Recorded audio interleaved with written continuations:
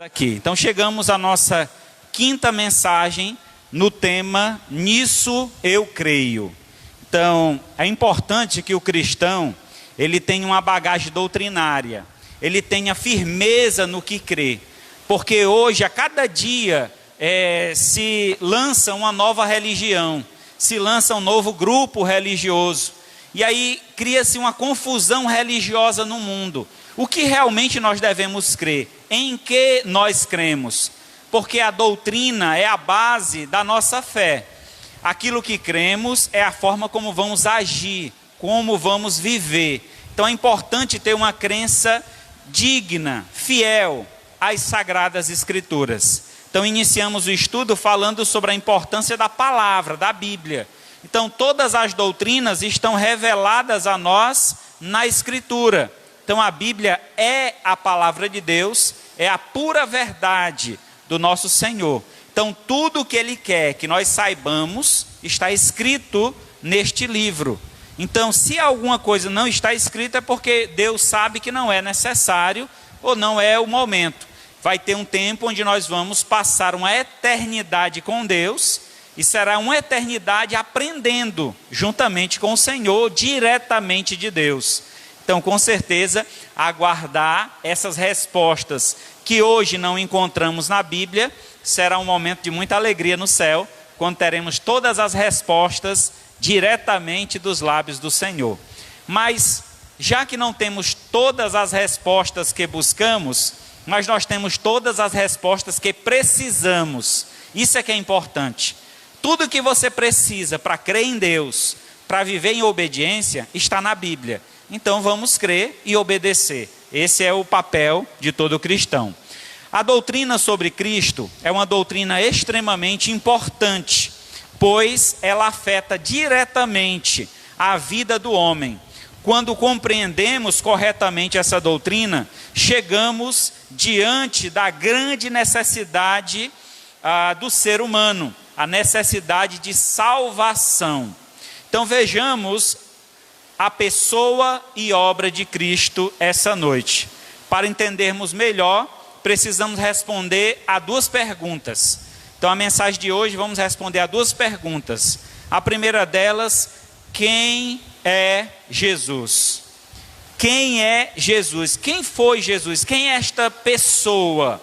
Então Jesus, nós podemos, para entendê-lo, devemos dividi-lo em dois aspectos. Primeiro vamos falar da sua divindade. Jesus é Deus, Ele é o ser divino. Em Cristo habita toda a plenitude da divindade. Deus está em Cristo, Deus é Cristo. Colossenses 2,9 diz assim: porquanto nele, em Cristo, habita toda a plenitude da divindade.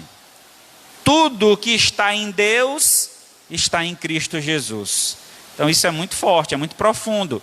Então, quando cremos em Cristo como o nosso Senhor e Salvador, estamos dando a Ele o crédito que Ele merece, porque Ele é todo poderoso.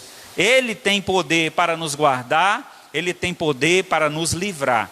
Então, quando Ele se torna o nosso Senhor e Salvador, este poder está agindo na nossa vida diretamente. Existem evidências bíblicas para provarmos a divindade de Cristo. A primeira delas é entender que Ele próprio, o próprio Jesus Cristo, Ele afirmou a sua divindade. Ele mesmo se apresentou como sendo Deus. Nós podemos ver isso na sua declaração em João 19:7.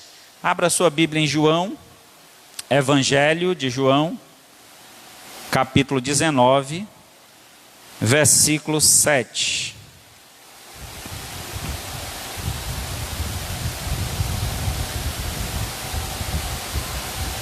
Amém? Responderam-lhe os judeus: temos uma lei, de conformidade com a lei, ele deve morrer, porque a si mesmo se fez filho de Deus. Quando Jesus foi questionado pelos fariseus, que eram os religiosos da época, quem ele era, e ele se apresenta como filho de Deus, isso era uma blasfêmia para o povo judeu. Ninguém dizia que era filho de Deus.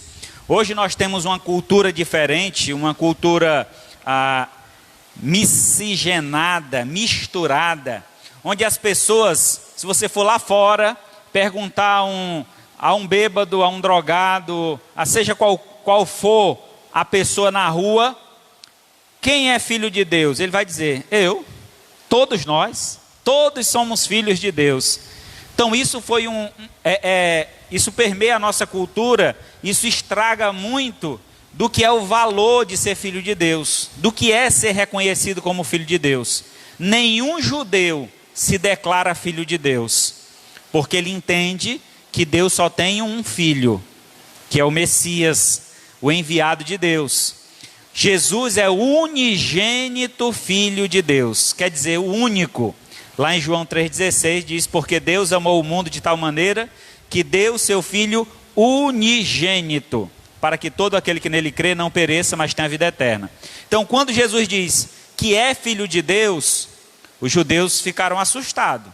É uma blasfêmia. Vamos matar esse homem. Então era como se ele estivesse dizendo uma palavra muito ruim, que merecia a morte por dizer isso. Só que ali Jesus Cristo estava se apresentando. Eu sou o Filho de Deus. Eu realmente sou este. Ele se declarou. Em João 10, 30 a 33, ele declarou uma unidade com o Pai. Então, a questão de ser filho traz a ideia de essência. Então, quando ele diz que eu e o Pai somos um, ele está trazendo essa ideia da essência. Quer dizer que ele é feito da mesma estrutura, ele tem a mesma capacidade. A gente tem um ditado popular que diz, filho de peixe, peixinho é. Não é assim? Então, quando Jesus diz que eu sou filho de Deus, automaticamente vinha à mente dos que estavam ouvindo, os religiosos daquela época, que Jesus também é Deus, assim como o Pai. Filho de peixe, peixinho é. Então essa declaração tem esse peso. E aí em João 10, 30 a 33, ele faz essa afirmação unindo-se ao Pai, e ele diz o seguinte,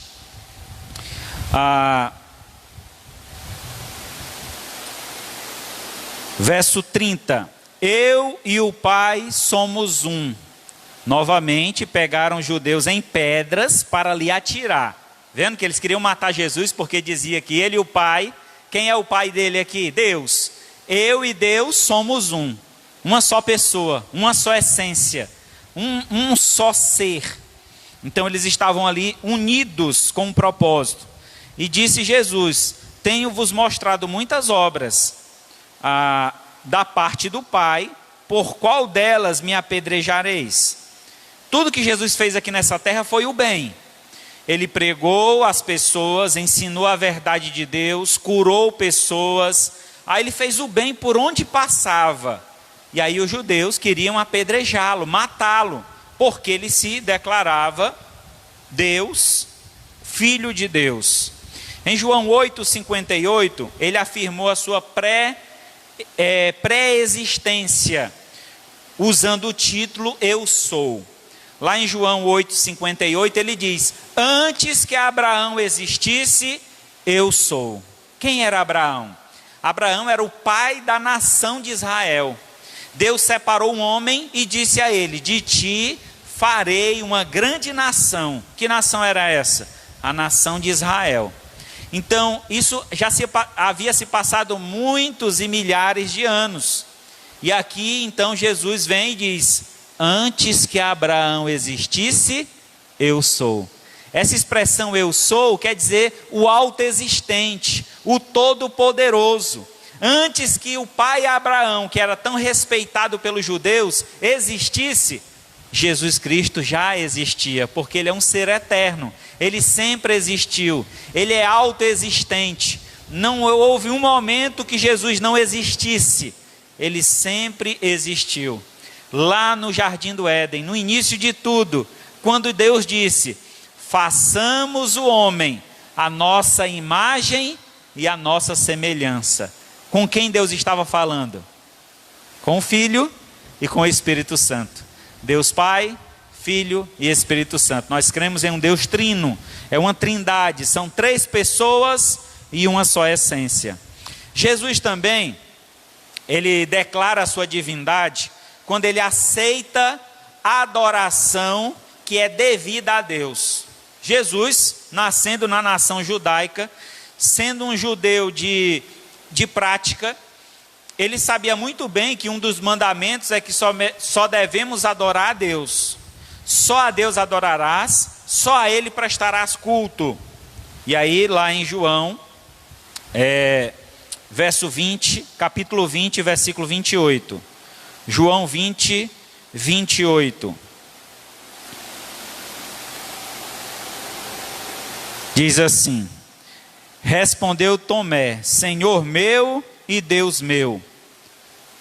Essa expressão usada, que Tomé usa para Jesus Cristo, foi logo depois da sua ascensão. Ele já havia morrido, ressuscitado, já havia aparecido para alguns dos apóstolos, mas Tomé não tinha visto Jesus. Os demais apóstolos disseram para Tomé: Tomé, o Senhor está vivo, Ele esteve aqui entre nós. Tomé disse: eu só acredito vendo. Se eu ver, eu acredito. Se eu botar a mão na ferida dele, nas chagas dele, eu acredito.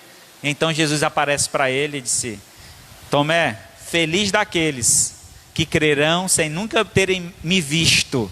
Quem são estes? Somos nós. Felizes somos nós que cremos em Cristo mesmo não tendo visto. Mas se assim for, tu só crê se consegue pegar, se consegue apalpar, pois eis-me aqui, toca em mim, toca nas minhas chagas. Naquele mesmo momento Tomé creu que Jesus é Deus. E a afirmação que ele faz é uma espécie de adoração, é uma forma de adoração. Ele chama Jesus, Deus meu, no verso 28, Senhor meu e Deus meu. Então é o reconhecimento que ele faz aqui, é uma adoração que ele faz. Jesus aceita essa adoração, ele não repreende, ele não diz assim: afasta Tomé, que é isso, não fale isso. Não, ele aceita, porque ele estava falando a verdade. Jesus é Deus. Então ele reconheceu essa afirmação. Então vimos aqui algumas evidências de que Cristo é um ser divino, ele é Deus. Ele foi enfatizado por suas atividades. Por exemplo, perdoar pecados. Quem tem poder para perdoar pecados? Os fariseus diziam: só existe um. Quem é? Deus. Só Deus tem poder para perdoar pecados. E Jesus Cristo recebia as pessoas enfermas, curava e dizia: vá, os teus pecados estão perdoados, vá e não peques mais. E aí os judeus ficavam questionando: quem ele pensa que é? Como é que ele perdoa pecados? Só quem pode perdoar pecados é Deus. Então a sua obra, o que ele fez, prova a sua divindade. Ressuscitar. Quem tem poder para ressuscitar um morto? Só Deus. Pode dar vida, pode tirar e pode reaver. Jesus Cristo, por algumas ocasiões, ele ressuscitou mortos. Ressuscitou Lázaro, ressuscitou uma garotinha que estava já morta. Então ressuscitou algumas pessoas que a Bíblia relata. Lá em João 5, 25 e João 11, 25. Ele manda o Espírito, ele ordena ao Espírito de Deus.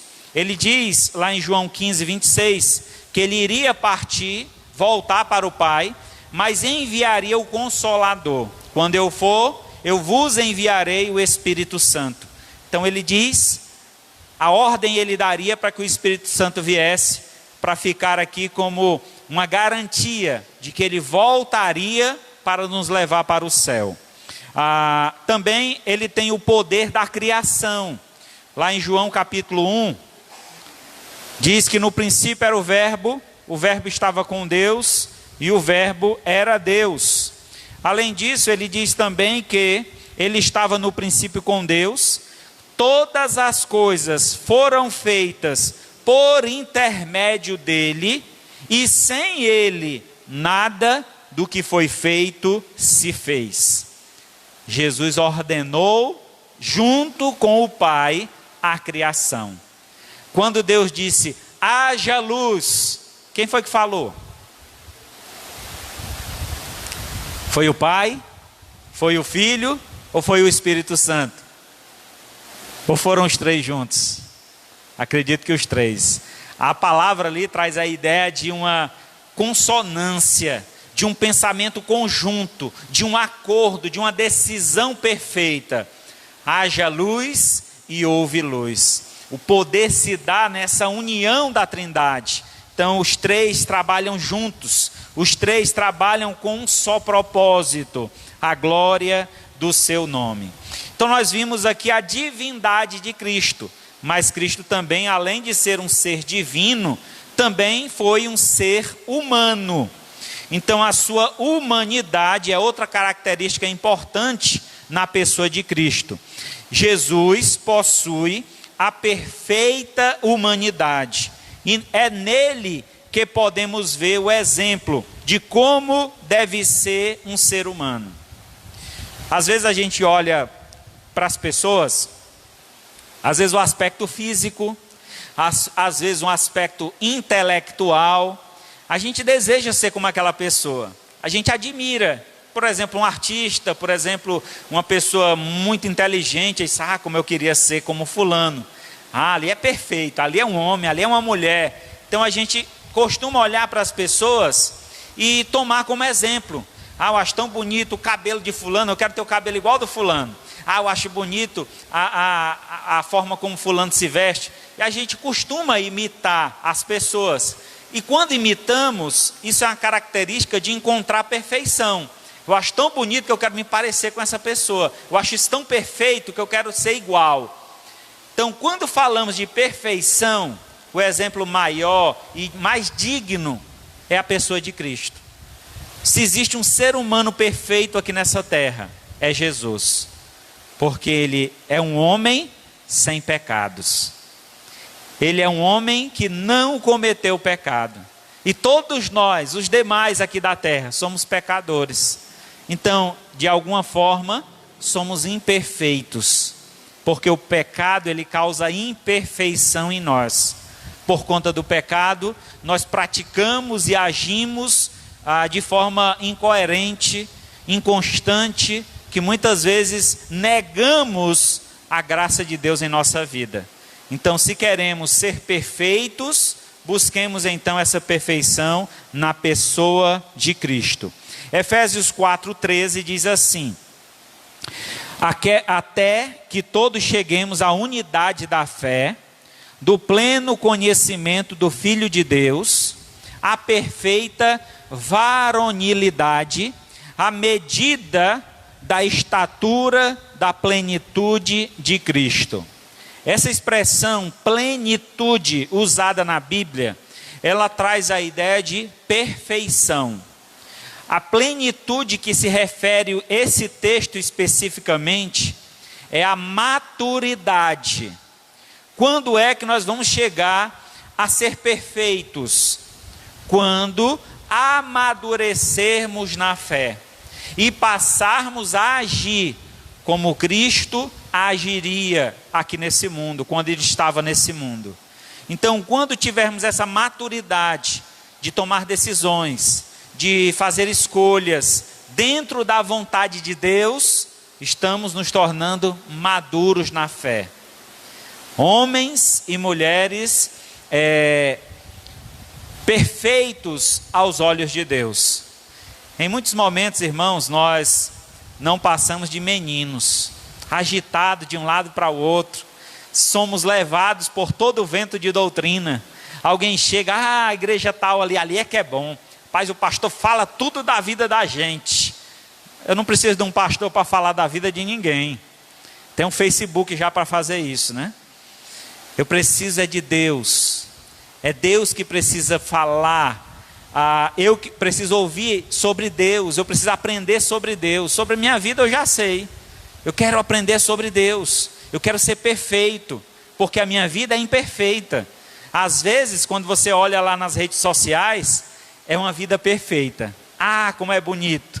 Eu queria viver naquele mundo do Facebook, que é só alegria, é só festa, é só coisa boa.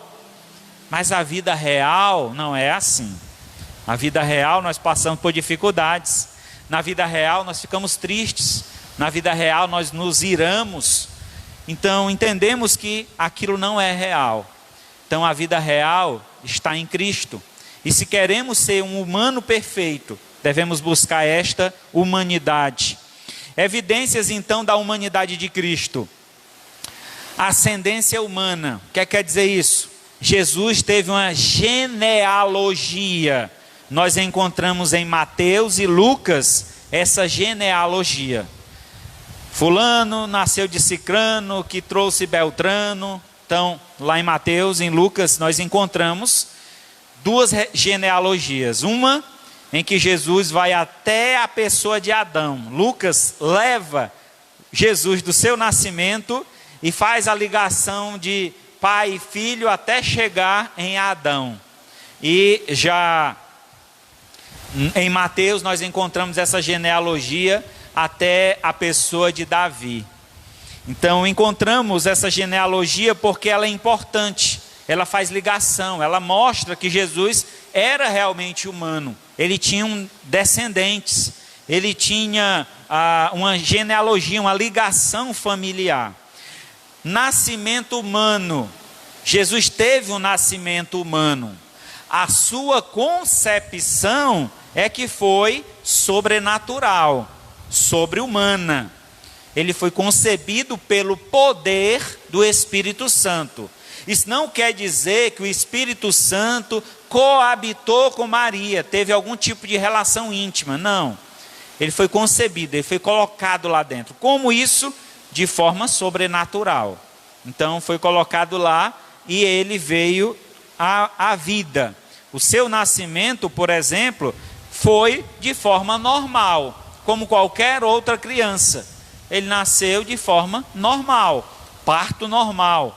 Lucas 2, de 6 a 7, nós vemos essa história sobre o nascimento de Cristo. Desenvolvimento humano. Como um ser humano, Jesus não nasceu como um gênio.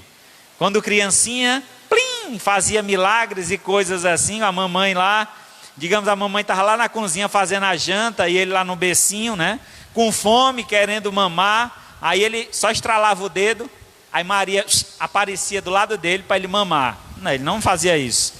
Como é que um bebê faz para a mamãe vir, para ele mamar? Chora.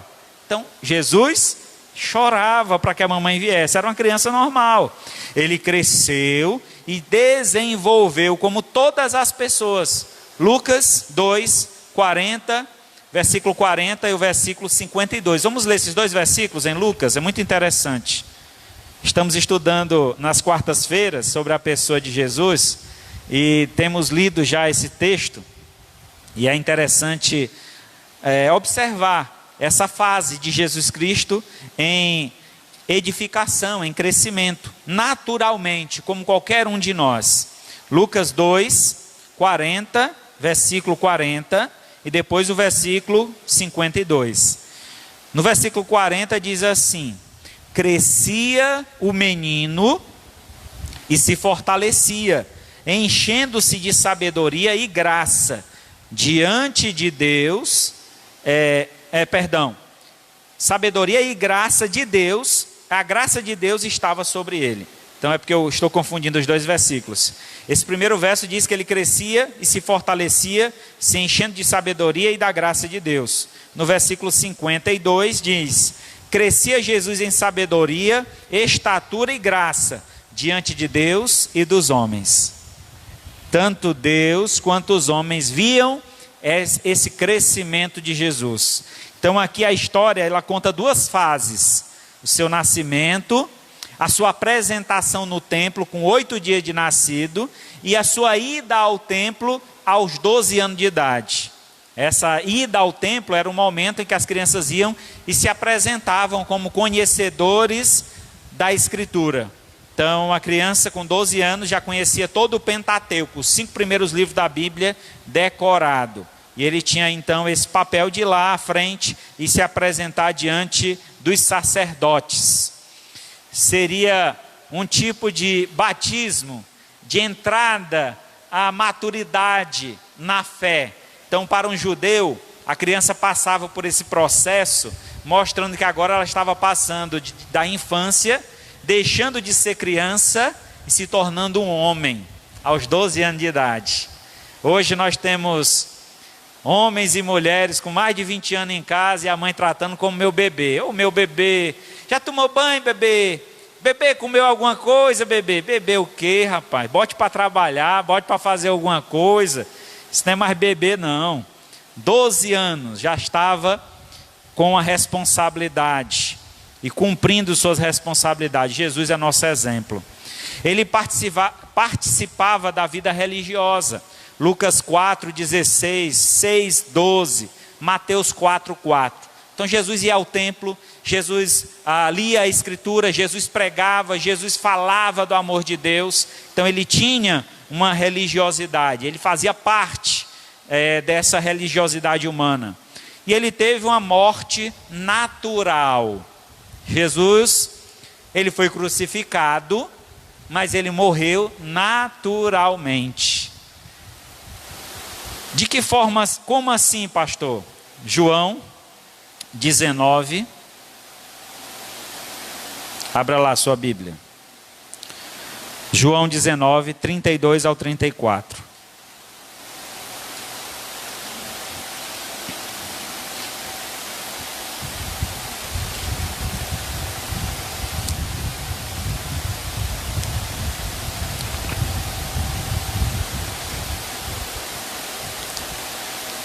Amém? Os soldados foram quebrar as pernas ao primeiro e ao outro que com ele tinham sido crucificados. Chegando-se, porém, a Jesus, como vissem que já estava morto, não lhe quebraram as pernas. Verso 34. Mas um soldado lhe abriu o lado com uma lança, logo saiu sangue e água. Então, a prova que Jesus Cristo já estava morto é que quando o soldado feriu o seu lado com a lança, saiu água e sangue misturado. Isso quer dizer que já havia havido uma hemorragia, a explosão, o seu coração havia explodido. Então, naquele momento, o corpo já estava demonstrando que já não havia mais vida. A morte de cruz era uma morte demorada. A pessoa não morria imediatamente. Demorava muitas horas, a pessoa agonizando. Cada vez que ela respirava, imagina, ela tinha que se levantar para respirar. Então, os pés pregados em uma cruz, as mãos também, era um sofrimento, era um esforço sobre-humano. Então, naquele momento, Jesus havia morrido já, ele não suportou tamanha dor, o seu corpo consumiu, né? Chegou ao ápice. Houve talvez uma parada cardíaca, alguma forma que a sua morte foi então abreviada, o sofrimento da sua morte nesse sentido. Então, era costume os soldados romanos quebrar a perna para que a pessoa não tivesse mais o esforço de levantar para respirar. Então, quando eles quebravam a perna, a pessoa já não tinha mais força na perna, não conseguia respirar, os pulmões enchiam de sangue e ele morria sufocado. Então, Jesus morreu antes que isso fosse necessário ser feito. Então, a sua morte foi natural. Mesmo sendo crucificado, ele teve uma morte natural. Características humanas de Jesus. Assim como nós, Jesus também tem algumas características. Por exemplo, o corpo. Jesus teve um corpo. João 2,21, ele, porém, se referia ao santuário do seu corpo. Jesus disse que destruiria o templo e reconstruiria outro. Lembra que ele disse isso? E aí os fariseus ficaram questionando, como? Se esse templo que nós temos aí durou 70 anos para ser construído, como é que tu vai construir em 3 dias? Só que Jesus se referia ao templo espiritual, que era o seu corpo. Então Jesus tinha um corpo. Ele tinha uma alma. João 12:27. Agora está angustiada a minha alma. E que direi eu? Pai, salva-me desta hora. Mais precisamente, com esse propósito vim para essa hora. Então Jesus estava no Getsêmani, orando ao Senhor, e ele diz que a sua alma estava angustiada. Isso era antes da crucificação.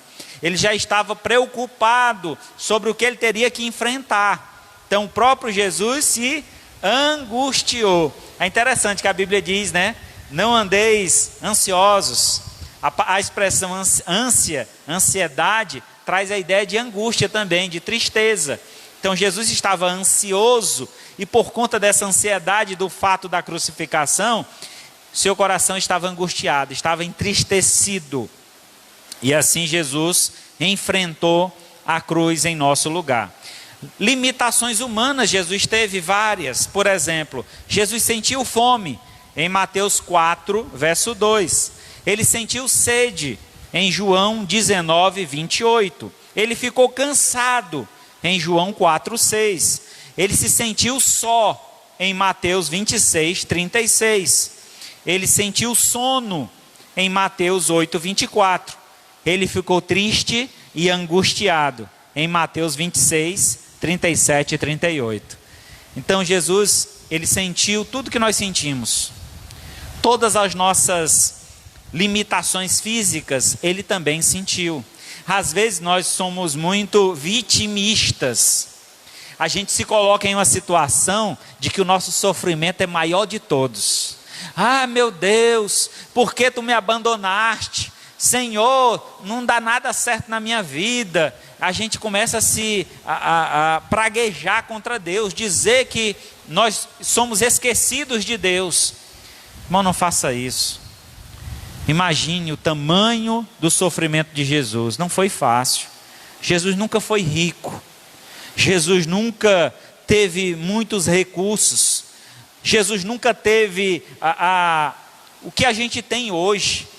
Se Jesus estivesse aqui hoje conosco, ele diria que nós todos somos ricos, diante de tantas coisas que nós temos. A Bíblia diz que Jesus não tinha onde reclinar a cabeça, não tinha sequer uma cama, uma rede para dormir. Dormia no chão, em cima de um estrado de palha. E nós muitas vezes temos aí um colchão macio para dormir, um travesseiro de pena de ganso, ou travesseiro da NASA, né? Espuma da NASA. Jesus, o travesseiro dele era uma pedra. Ele colocava uma pedrazinha assim só para apoiar a cabeça. Sofreu. Se nós queremos falar de sofrimento, vamos falar de Jesus, mas muitas vezes achamos que o nosso sofrimento é maior. Emoções. Jesus foi alguém que sentiu muita emoção. Jesus sentiu compaixão das pessoas. Ele, quando olhou para a multidão, ele se compadeceu da multidão e ele disse: é como ovelhas que não têm pastor. Ele se compadeceu, querendo fazer algo por aquelas pessoas. A Bíblia diz que Jesus chorou. Ele chorou quando viu a incredulidade do povo, porque Lázaro havia morrido e eles não criam no poder de Deus que poderia trazê-lo à vida. Jesus chorou. Diz também que Jesus sentiu raiva quando chegou no templo e viu as pessoas ganhando dinheiro, ou fazendo da casa de Deus uma casa de câmbio. Jesus não estava proibindo venda no templo, entenda isso, o texto é mais profundo do que isso. A ira de Jesus Cristo é porque estavam vendendo as coisas por um preço exorbitante. Quem vinha para o templo para oferecer os sacrifícios, vinham de terras distantes, não podiam trazer os animais para o sacrifício, ele trazia alguma coisa para trocar, ou dinheiro para comprar. Então um cordeiro que valia, digamos aí, R$100, na porta do templo estava cobrando 300. Então isso é que Jesus se irou. Como é que vocês fazem isso? Se essa venda aqui é para ajudar o povo de Deus e vocês estão pensando em lucrar em cima disso. Essa foi a ira de Jesus, a raiva de Jesus, porque as pessoas estavam se aproveitando da fé alheia. Jesus se entristeceu, lá em João 15, 11, e Jesus se surpreendeu. É legal essa ideia, né, de surpresa de Jesus. Como é que Jesus é Deus? Ele se surpreendeu.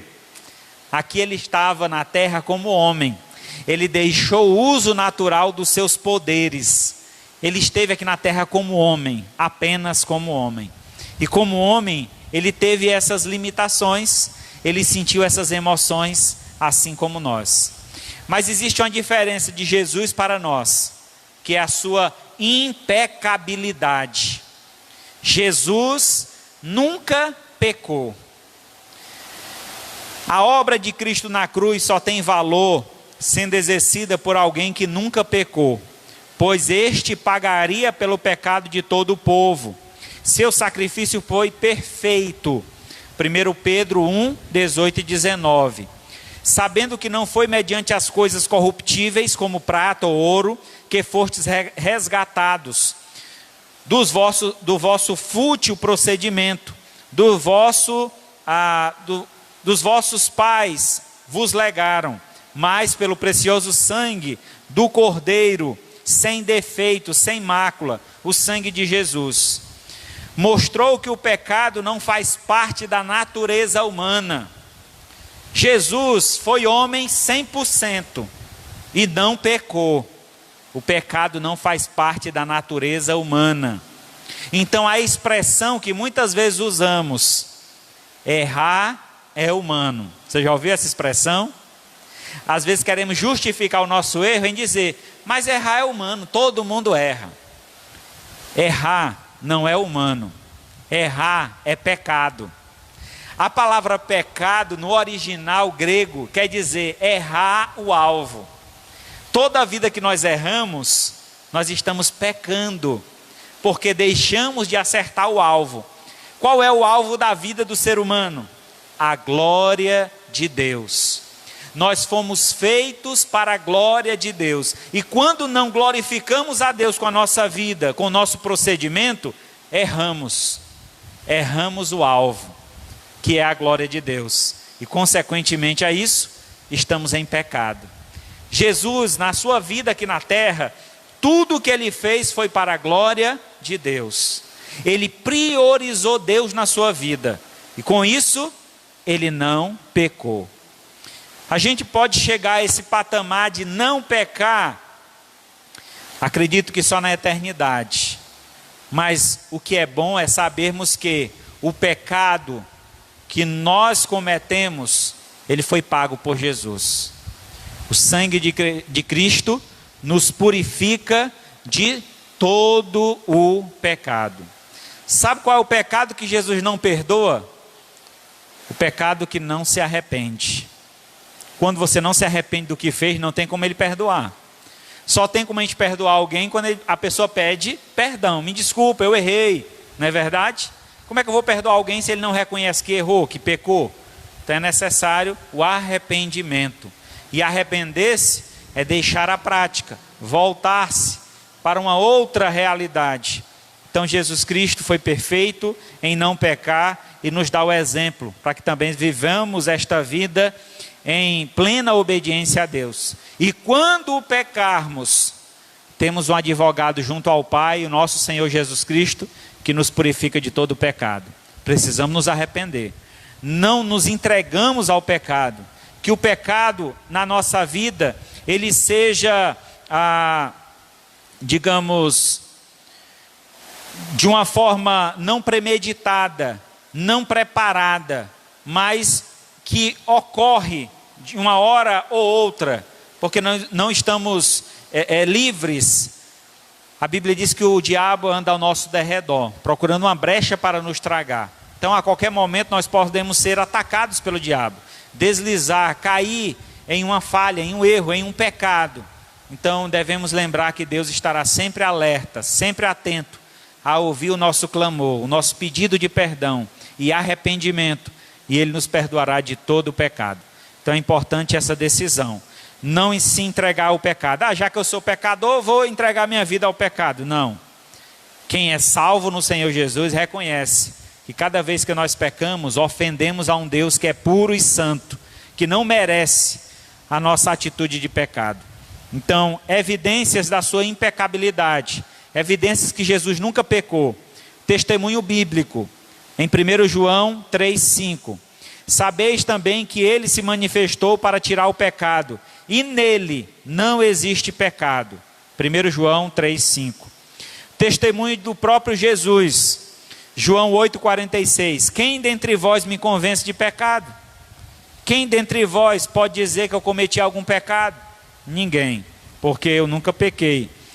Então, se vos digo a verdade, por que razão não credes? Testemunho dos descrentes. Até os descrentes reconheceram que Jesus não tinha pecado. Por exemplo, a mulher de Pilatos, lá em Mateus 27:19. O ladrão na cruz, em Lucas 23:41. Quando ele reconhece que Jesus não tinha cometido pecado algum, eles estavam ali crucificados porque tinham cometido tal falha que merecia aquele lugar. E nós temos também em Mateus 27:4, Judas reconhecendo que Jesus não tinha pecado. Nós temos os soldados da cruz, que também, ao olhar para Jesus morto naquela cruz, disseram: este homem mal nenhum cometeu, reconhecendo que ele não tinha pecado. Seu nascimento virginal é uma outra evidência da sua impecabilidade. Jesus, tendo sido concebido pelo Espírito Santo, acontece que não houve a transmissão do pecado. A transmissão do pecado é feita pelo homem. Quando o homem e a mulher coabitam, tem a sua união carnal, naquele momento da transmissão do sêmen, ali vai a transmissão também do pecado. Então, Jesus não teve essa transmissão. Ele é fruto do próprio Deus. Então, o pecado não nasceu em Jesus, não nasceu com Jesus, mesmo Maria sendo pecadora, porque Maria também era pecadora, porque a Bíblia diz que todos os homens pecaram. O único que não cometeu pecado foi Jesus, porque não nasceu da forma humana, foi de forma sobrenatural. Testemunho dos descrentes nós já vimos, então já conhecemos quem é Jesus. Façamos agora a segunda pergunta, rapidinho. O que foi que Jesus fez? Quem é Jesus nós já sabemos. É um ser divino, mas também humano. Ele deixou o uso natural dos seus atributos divinos para viver aqui na terra como ser humano durante 33 anos. Nasceu, cresceu, pregou a palavra, viveu a palavra, morreu pela palavra, ressuscitou de acordo com a palavra, subiu aos céus e um dia voltará para nos buscar de acordo com a palavra de Deus. Ele cumpre a palavra de Deus em tudo. Mas houve uma obra. Jesus veio a este mundo para cumprir uma obra. Que obra é essa? A obra de Cristo foi vir a este mundo como um profeta de Deus. Cumpriu um papel revelatório. Jesus pregou, anunciou a vontade de Deus. Hebreus capítulo 1, verso 1 e 2. Diz assim: havendo Deus outrora falado muitas vezes, de muitas maneiras, aos pais pelos profetas, nestes últimos dias, nos falou pelo Filho, a quem constituiu herdeiro de todas as coisas, pelo qual também fez o universo. Deus falou por meio de Jesus. Primeiro ele usou os profetas, depois enviou seu Filho para profetizar. Então o profeta, qual é o papel dele? Falar algo divino aos homens, ser um interlocutor, trazer a mensagem de Deus e transmitir aos homens. Esse era o papel do profeta. Além de profeta, Jesus também foi um sacerdote. E qual é o papel do sacerdote? Levar a palavra dos homens até Deus. O profeta traz a palavra, o sacerdote leva. O papel do sacerdote era o sacrifício. Sempre que um sacerdote fazia o sacrifício de um animal, ele estava dizendo para Deus: Deus, perdoa o pastor Sibério, aqui está o animal que ele está oferecendo. Cortei, derramei o sangue, estou queimando a gordura, recebe com aroma suave. perdoa o teu servo. O sacerdote fazia mais ou menos isso. Ele oferecia a Deus o sacrifício que você levava até o templo, e aquele era um pedido de perdão a Deus. Então só o sacerdote podia fazer isso. Jesus, além de ser o sacerdote, aquele que rogou ao Pai perdão por nós, ele também foi o sacrifício. É mais profundo ainda, né? Além dele pedir ao Pai perdão, ele se ofereceu como um ser perfeito. Hebreus 1:3. Ele é que é o resplendor da glória, a expressão exata do seu ser, sustentando todas as coisas pela palavra do seu poder. Depois de ter feito a purificação dos pecados, assentou-se à direita da majestade nas alturas. A purificação dos pecados foi a sua morte. Eis o Cordeiro de Deus que tira o pecado do mundo. João Batista reconheceu Jesus como sendo o perfeito Cordeiro, que teria o poder para tirar o pecado de toda a humanidade. Desde que creamos, nos arrependemos dos nossos pecados e nos voltamos a Deus. Lembra que só há perdão se houver arrependimento? Se eu não me arrependo, de que Deus pode me perdoar? Então é necessário arrependimento. Jesus purifica todo aquele que se arrepende.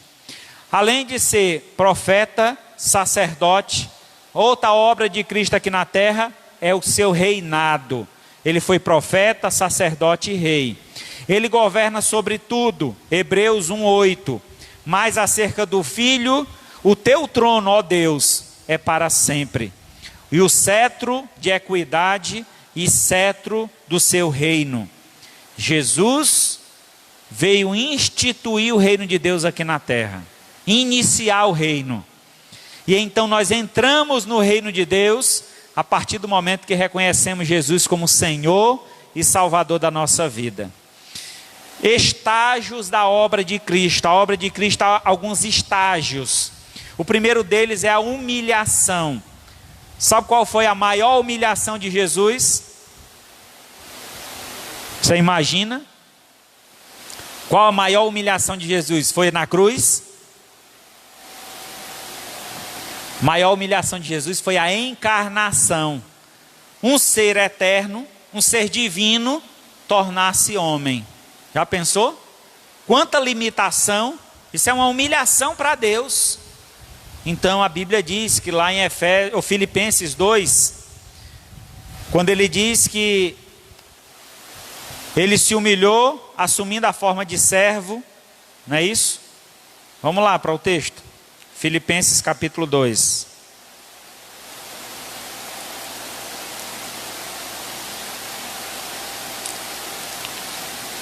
A partir do versículo 6.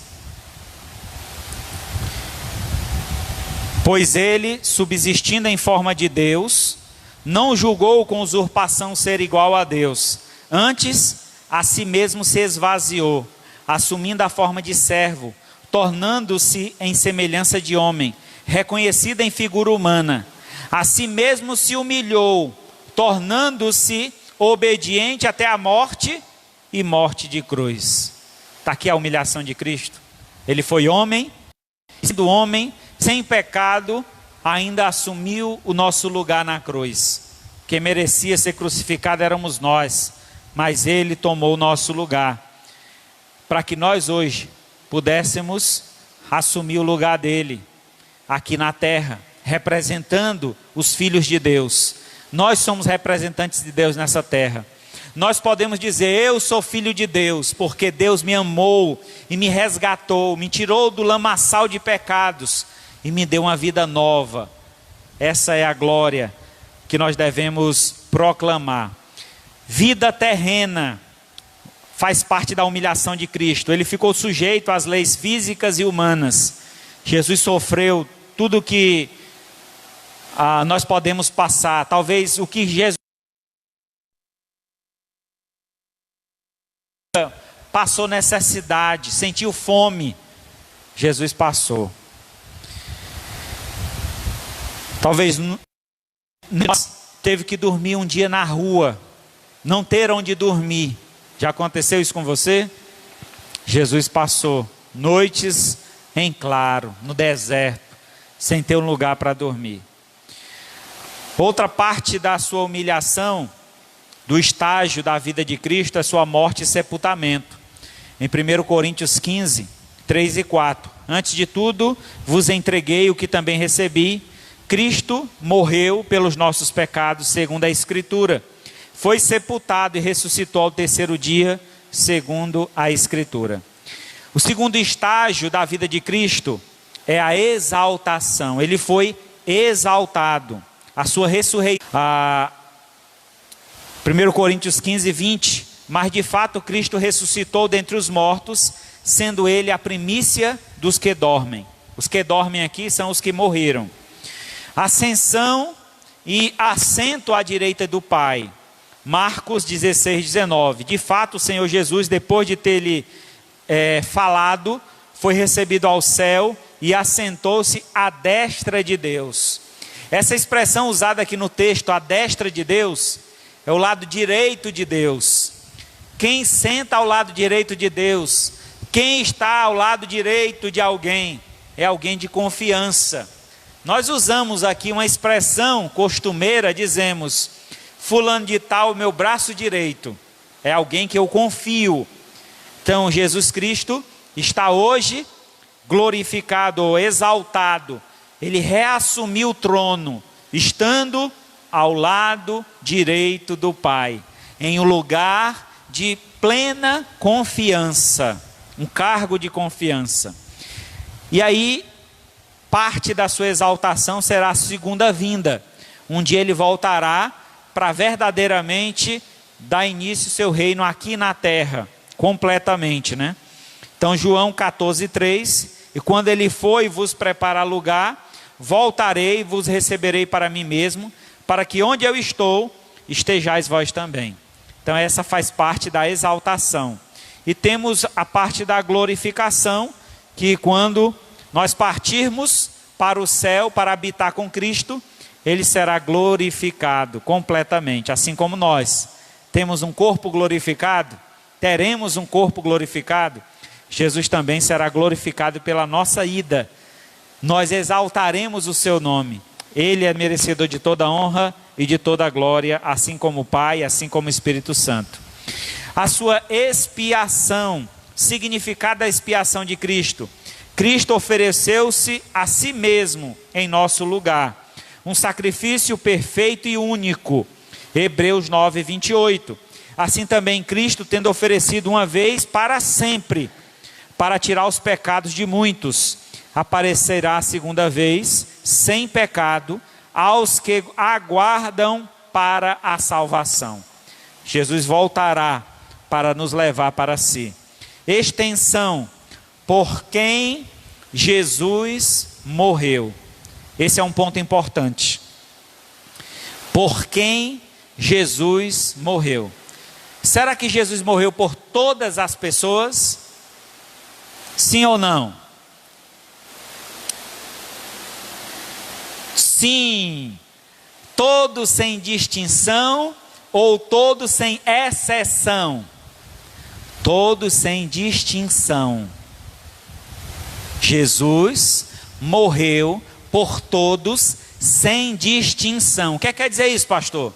Ele morreu pelo branco, pelo preto, pelo pobre, pelo rico, morreu por todas as categorias que nós temos na terra. Ele morreu por todas, mas não por todas as pessoas. Ele morreu por todo aquele que crê. E onde é que nós vemos isso, pastor? Jesus morreu apenas pelos eleitos, pelos escolhidos. Aí nós vemos um texto lá em João 17, quando Jesus está fazendo a oração sacerdotal, a oração de um sacerdote, e ele diz, no versículo 9, é por eles que eu rogo, não rogo pelo mundo, mas por aqueles que me deste, porque são teus. Então, dentre a humanidade, existe alguns que Deus escolheu, separou, para a salvação. Estes foram dados a Cristo, e por estes Jesus morreu. Talvez você possa dizer, mas se assim foi, Deus é injusto. Como é que Deus escolhe uns para a salvação e outros não? A questão é que todos nós íamos caminhando para a perdição. E qual é a perdição? A condenação eterna, o inferno. Mas Deus, sendo rico em misericórdia, decidiu escolher alguns. Ele não criou todas as coisas? Ele pode decidir o que vai fazer com aquilo que ele criou? Quando você faz um bolo, você decide quem corta, de quem é o primeiro pedaço? Sim ou não? Sim. Você faz o bolo, você tira o primeiro pedaço e come, né? Eu tenho direito, foi eu que fiz. Então Deus tem direito sobre a sua criação. Ele pode fazer o que Ele quer. Aqueles que vão ser salvos é para a glória de Deus. E aqueles que serão condenados ao inferno é para a glória de Deus. Por quê? Porque Ele mostra a justiça de Deus. Cada um será julgado segundo as suas obras. Eles são condenados não porque Deus está condenando, mas a condenação é porque eles fizeram algo que merecia essa condenação. Eles abandonaram Deus, eles pecaram, eles desobedeceram a Deus, eles não aceitaram a palavra do Senhor. Marcos 13, 20. Não tivesse o Senhor abreviado aqueles dias, ninguém se salvaria.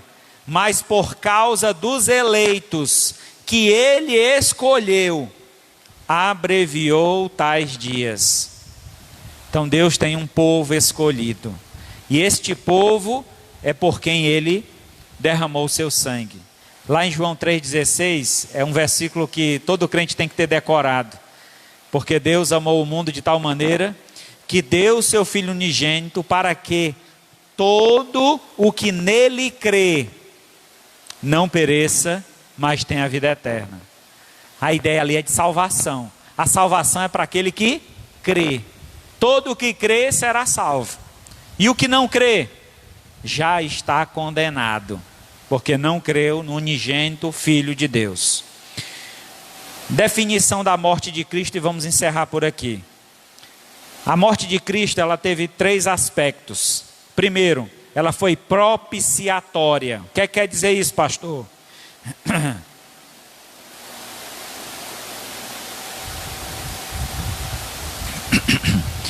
Propiciatória quer dizer que cobrindo ou tornando favorável a Deus. Jesus cobriu com o seu manto. O sangue de Cristo nos purifica de todo o pecado. Eu vou explicar isso com uma história. Diz que numa tribo indígena estava tendo roubo lá na tribo. E aí levaram ao cacique a informação de que na tribo estava acontecendo roubo e que deveriam tomar alguma providência. O cacique juntou toda a tribo e disse: quem for pego roubando, levará 10 chicotadas. Ok. Passaram os dias, e aí lá vem os índios gritando, correndo: chama o cacique, nós pegamos o ladrão. E quando, para a surpresa do cacique, chegou até a oca, no centro da oca estava já presa em um madeiro, amarrada, a mãe do cacique. O cacique então perguntou aos índios qual é a lei, o que deve ser feito com o ladrão. Então disseram: 10 chicotadas. O cacique foi lá, abraçou a mãe dele e disse: podem dar as chicotadas. Ele assumiu o lugar da mãe dele. Essa é a ideia de propiciar. É você tornar favorável, se colocar no lugar daquela pessoa. Então Jesus fez isso por nós. 1 João 4,10. Nisso consiste o amor, não que nós tenhamos amado a Deus, mas Ele nos amou primeiro e enviou o seu Filho como propiciação pelos nossos pecados. Então Jesus veio com esse propósito de assumir o nosso lugar. Imputação. Então a morte de Cristo também foi uma imputação. Isso significa lançar na conta de. Nós tínhamos uma dívida com Deus. Que dívida é essa? A ofensa dos nossos pecados é contra Deus. Jesus então veio, morreu em nosso lugar para apaziguar a ira, para pagar a conta. Então, diante de Deus não há mais dívida. Quando Deus olha para um pecador arrependido, Ele vê o seu filho. Jesus substituiu a nossa dívida. Ele quitou a nossa dívida. Imagina você chegando amanhã, segunda-feira, o dia que vai chegar a sua conta de luz. Aí junto com a conta de luz está grampeada assim: a sua conta está paga. Você ficaria feliz? Só um mês, alguém pagou uma conta de um mês. Você ficaria feliz por isso? Eu ficaria, demais. Imagina a conta de uma vida, porque foi essa a conta que Jesus pagou. Toda a dívida que você tem contra Deus, Jesus quitou. Isaías 53:5. Mas ele foi transpassado pelas nossas transgressões, foi moído pelas nossas iniquidades.